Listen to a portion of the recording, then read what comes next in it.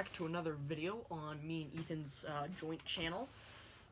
If you haven't seen our past videos, go check them out, and then come right back to this one. Also check out our previous channels, the Hamsterman, Ace Magic, and ET Magic. ET Magic, and check then out I Andrew's have channel. an art channel, Andrew's Amazing Art, so go check those out. AAA, we'll put all of the links down in the description. So today we're going to be teaching you how to do the thumb fan, which is a great way to do to display cards and have a spectator choose. So it looks something like that. It's a really simple one. It's really simple to learn once you have it practice in the mirror when you do it. So when you do it, I use my pointer and my thumb, and I grip while pushing the deck back here, just like this, and you just kind of pull with your thumb. That's why it's called the thumb fan. So you want to have a fairly light grip. You don't want it to be too hard. This is what it will look like if it's too aggressive. If you have a really aggressive grip, it doesn't go as well. So, and if you have too light of a grip, cards might fall.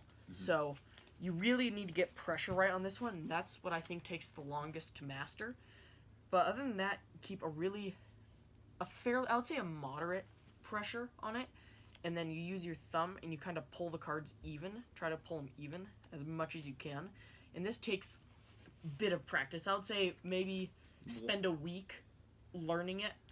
Work on the first 2 days. I would recommend you guys spend at least those first 2 days on pressure. Pressure is very important because it's going to basically determine whether cards stay in your hand or they fall. Is that all for the thumb fan for you?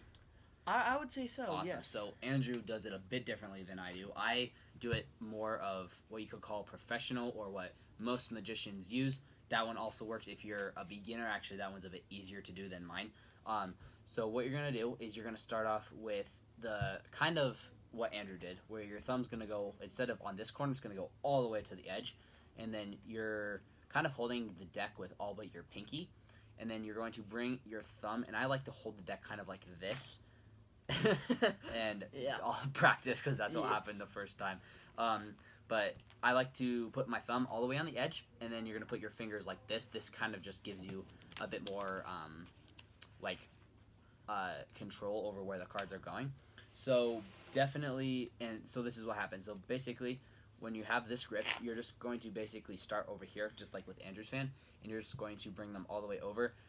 In my opinion, it works a bit better if you kind of bend the deck a little bit, because that kind of allows, I don't really know how to best explain the physics of it, but it almost allows the cards to spread out a bit more evenly, and I would definitely recommend you use that version if the deck is a bit more broken in, like this one. I don't know if you guys can really see, but the deck is very bad. So that's my thumb fan. And Andrew has something to I have explain. a little comment. So when you do the thumb fan, I would suggest starting out a little bit smaller. So the further out towards the corner you go, the bigger your thumb fan will be. See, if it's on the very corner, it looks pretty big. And if I go like towards here, it's super small. So I suggest starting where it looks small and work your way out to the corner, because it's a little bit harder to grip the further out you go.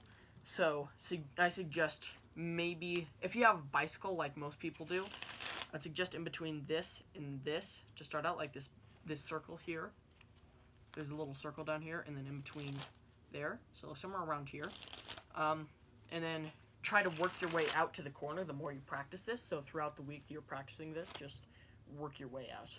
And something added with mine is when you're doing mine, basically what Andrew said, the further you go to the middle, actually in this case, the riffle fan is going to be a bit less distributive, and as you guys can see, you're going to have a really big outer fan, which is cool in sometimes, but it's not very flashy most of the time, unless you're doing Andrew's fan. Andrew's fan is basically meant to have an outer fan.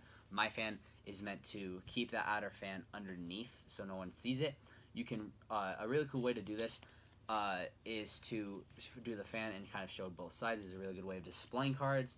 And like Andrew said, I think in the 2 episodes ago when we taught how to do the spread, a good way of displaying a deck or having people choose a card.